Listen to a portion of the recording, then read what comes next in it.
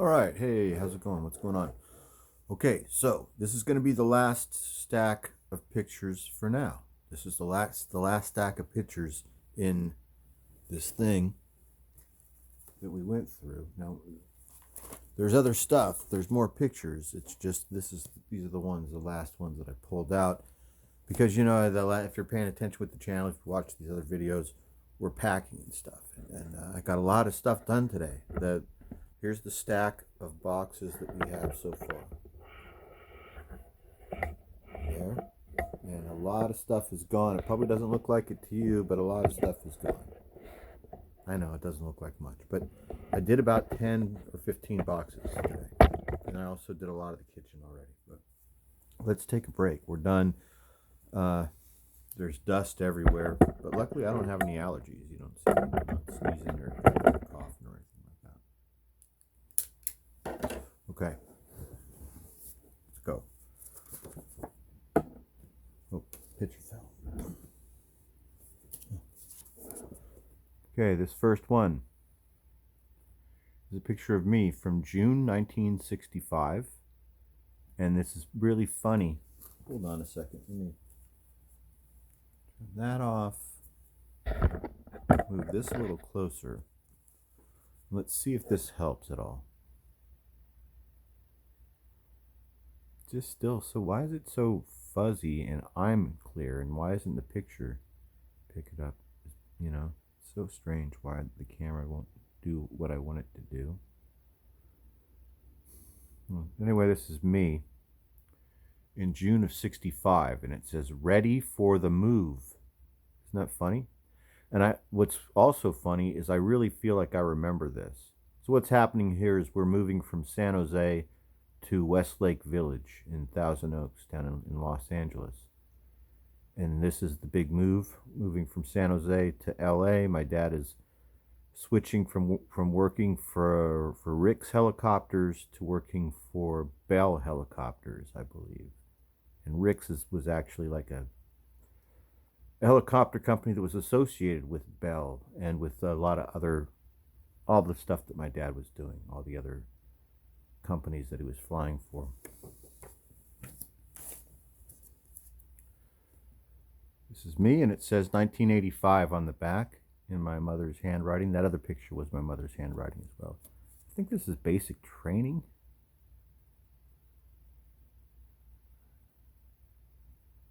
It looks like it, yeah.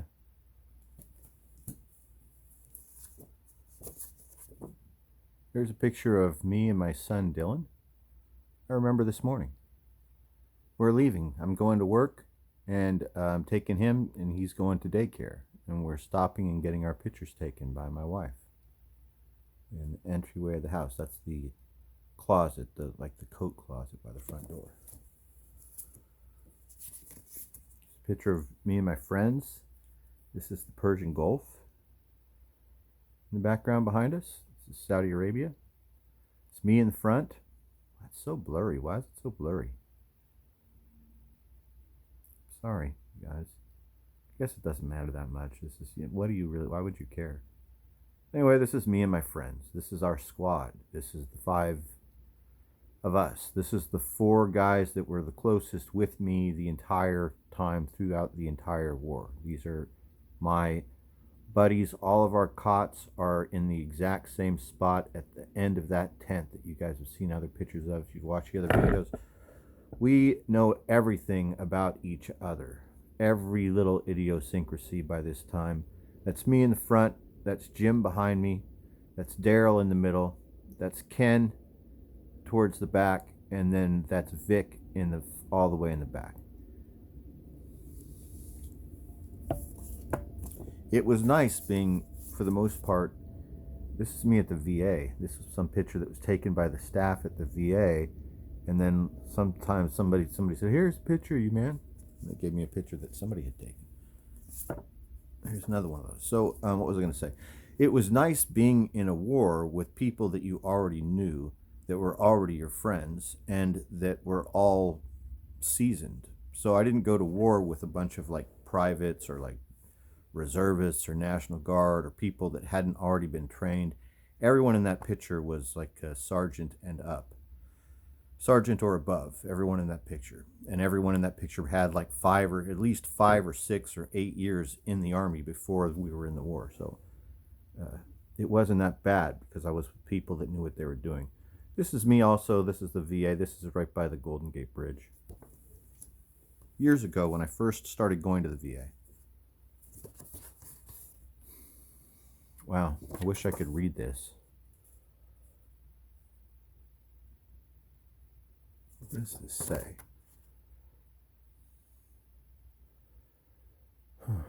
This is, I don't even know what, I think this is French. Paulo, if you're watching this and you can read this handwriting, it's clear enough. It's not fuzzy. Maybe you can make it out. This is a party. And it's in Europe. I think it's France. What a fantastic party that must have been. There's no year on the back. I don't know any of the people in this picture. This is a picture that I bought at an antique store. I used to buy pictures at thrift stores and antique stores. This is another one that is annotated in the exact same fashion, same handwriting. And it's beautiful.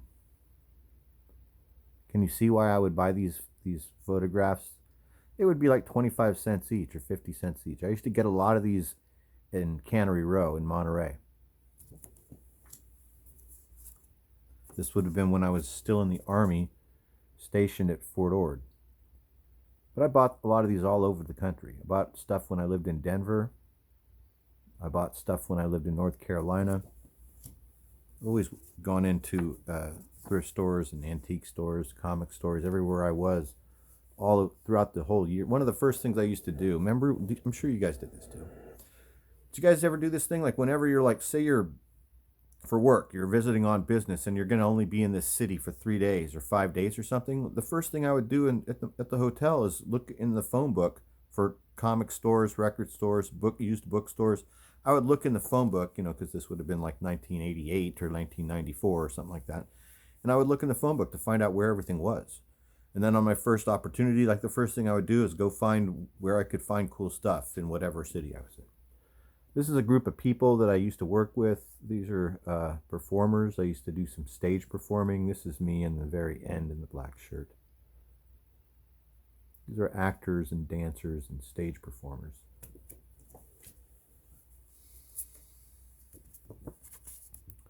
This is me with a trout that I caught at Sly Park Lake in Pollock Pines, where we used to live. This is our deck.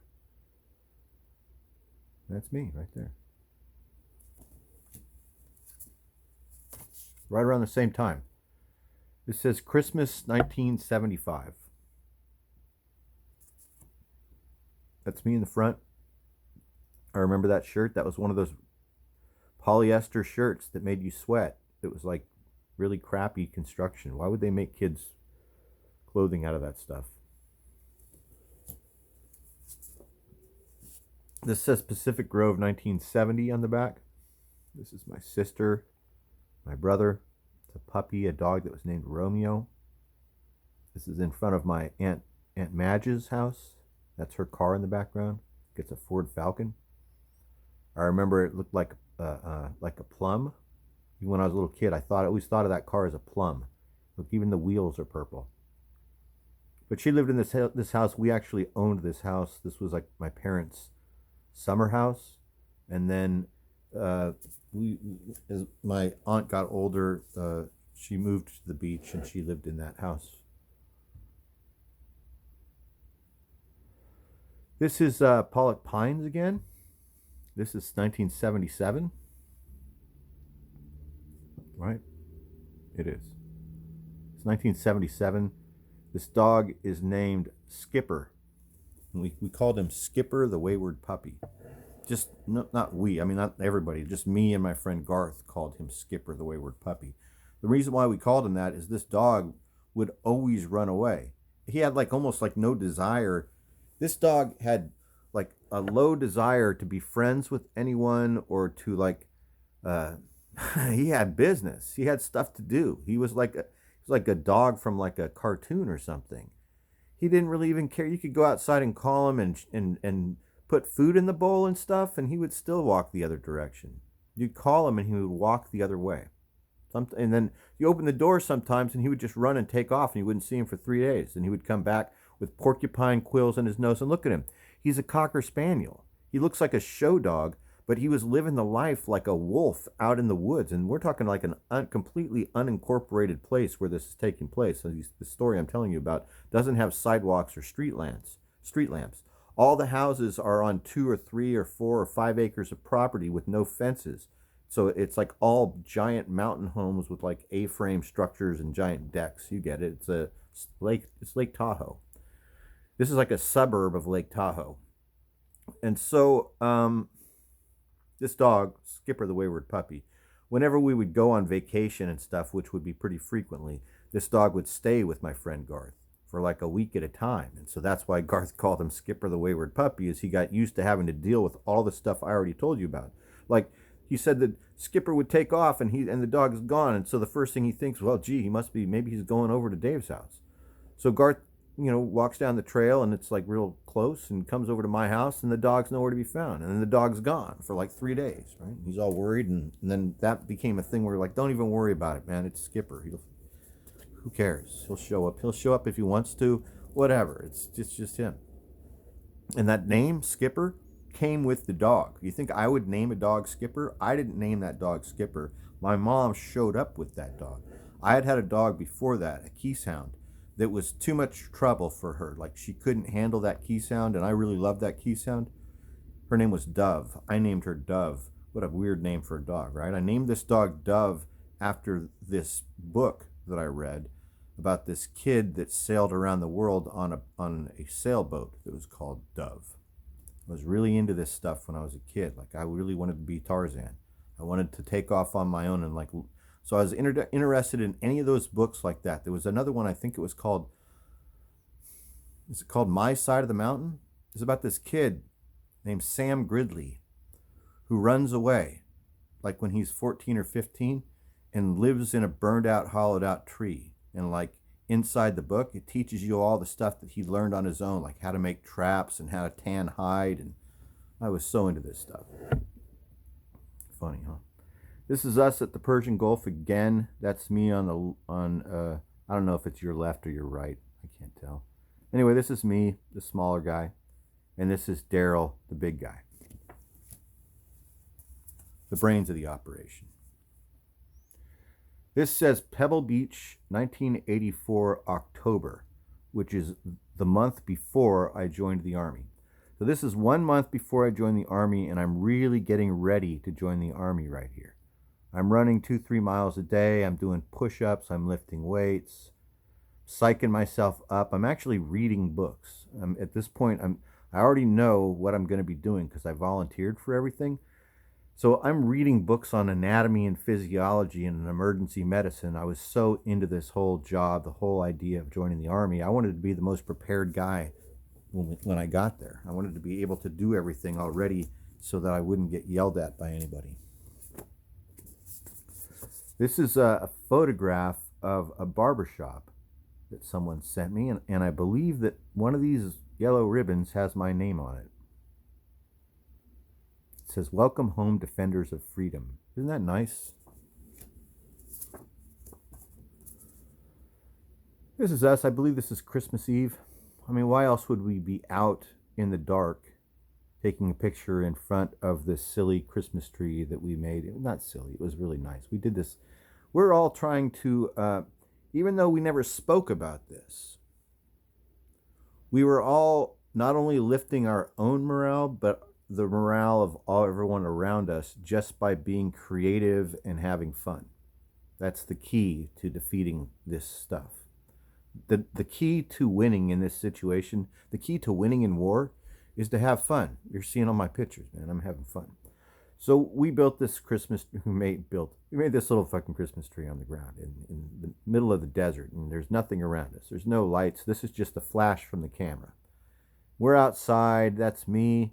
In the middle is Ken, and that other guy, the tall, skinny guy, his name was Dave. and he was a psych technician. He was a psychologist, an army psychologist.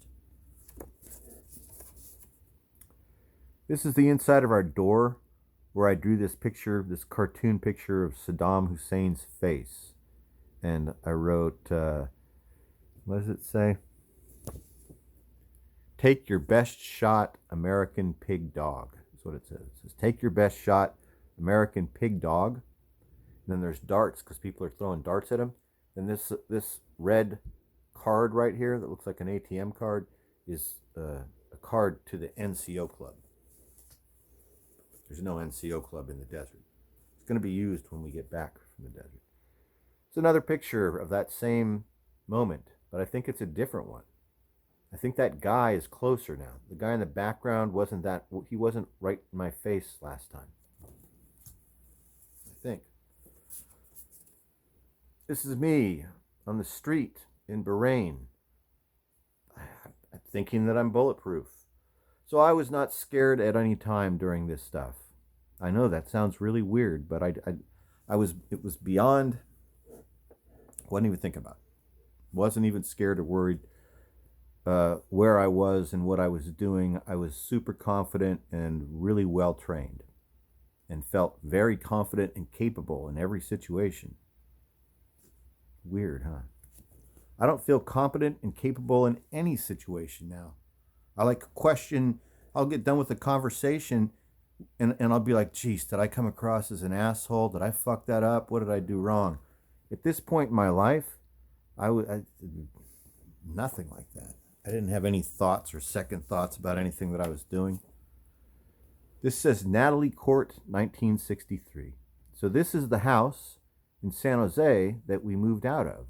So we must have moved in there in 1963 and then we moved out of there in 1965. This is the front of the house. At this time, it was a brand new house that they had just built.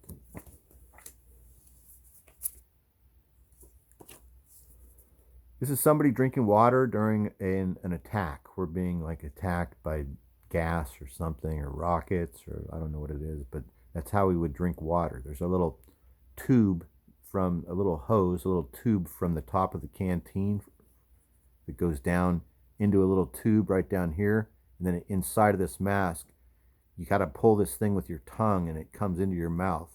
And then you just got to hold your canteen up and that's how you drink water. Boss, huh? This is that same place. This is Pollock Pines up near Lake Tahoe. This is in the winter, obviously, and there's a lot of snow. These are not my dogs, but I wished they were my dogs. These were my neighbor's dogs. It was a male and female black lab. They were brother and sister. Their names were Ruff and Reddy. I always loved that. The male's name was Ruff, the larger dog right here in front of me, and the female's name was Reddy. I always liked it because they named him after that Hanna-Barbera cartoon, Ruff and Reddy. And these dogs were more my dogs and friendlier and cooler and were around more than my own dog. I'm not kidding. So these dogs were always around. They were like my own dogs. Because like I said, everybody's dogs are mixed in with everybody's dogs. This is a giant like mountain place. You look at what it looks like.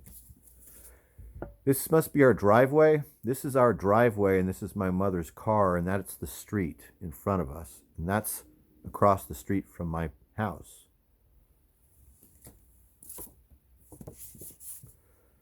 This is me at my brother's house in Austin, Texas. This is when I'm in the Army and I'm going through combat medical training at Fort Sam Houston in San Antonio. I used to come up and visit my brother sometimes on the weekend. This is a giant mosque. Look at the size of this mosque I took a picture of. We're driving down the highway. This is that highway that goes from Saudi Arabia to Bahrain.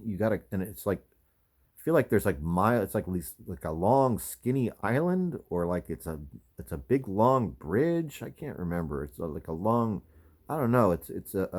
But it's all barren and there's nothing anywhere. But at one point you pass this giant mosque. You're on this like 4-lane with nothing in any direction, and you see this giant mosque. This is me at the coast at this resort. A beach resort in San Antonio. It wasn't San Antonio. Why did I say San Antonio? This is a beach resort in Saudi Arabia. This is a beach resort in Saudi Arabia. That's the Persian Gulf.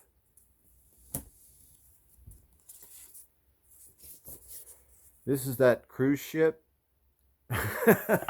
This is Ruben and me. So remember me telling you in earlier videos that Ruben and I went to Bahrain, and so this is Ruben and I in Bahrain on this ship that was docked in Bahrain, and we were drinking and getting drunk and just hanging out poolside. It's like a cruise ship, but it didn't go anywhere.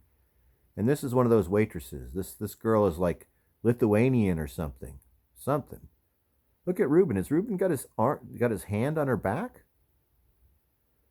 Does Ruben have his hand on her back? Look at Ruben looking like a real, I mean, he looks like I love this guy. He's a great guy. But he looks like a CIA agent. Every day of the week he looks like a Fed.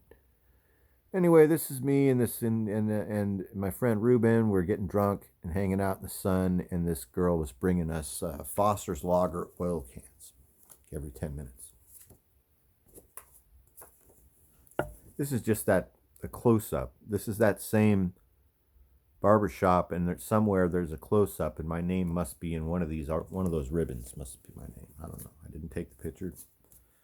This is me and my siblings in our courtyard. This says 1968. This is the courtyard in front of my house in Westlake Village in Thousand Oaks. And I can remember right around this age that I would want to play, say like I want to play in the front yard or play out front. She would let me play on the front doorstep and inside the courtyard. And this was the courtyard. It's like a little gate. And this was just like, I don't know. You see it. It was like, what would it have been? Cement or something on the ground? Anyway, this is 1965. I'm only 1 year old here, but I'm not in this picture. This is my older siblings, and this is Tahoe, no doubt. This is Lake Tahoe. My friend Jim, hulking out. We're doing like this. We're hulking out. This is like Hulk Hogan. This is about 1990, 1991, right? Wrestling. My friend Daniel, he's relaxing, looking cool. This area you see him in, this became our living room. We turned this portion, this little piece of the desert that we claimed from day one. We claimed this because of this corrugated metal box that was here that provided shade. So there was this corrugated metal box that was there, just like dropped or something. I don't know, but it was all messed up. Like it was not functional. But the outside of the box, this side, I can't remember which direction we're facing. We must be facing east.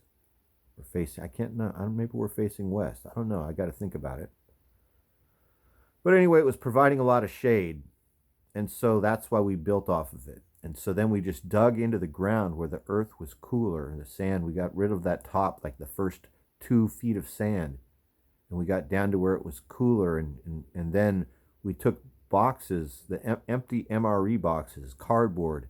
We used them like giant bricks and we filled them with sand. That's what you see Daniel leaning back up against. You probably can't see any of it. And just sandbags and shit, just to make everything more comfortable. But we were just laying and sitting in the dirt, sitting in the sand. Like, see, here's another picture of it. It's the same spot. This is our living room. And this is Jim cooking something in a canteen cup with this thing that we used to use called a heat tab or a trioxin tablet. Some people, the old days, we used to call them heat tabs. But then something came along and everybody stopped calling it a heat tab and we started calling them trioxin tablets. Why would you? Heat tab is shorter and quicker. But then within like a couple years span, it became trioxin tablet. So anyway, there's this, it's a tablet. It's about that big and like it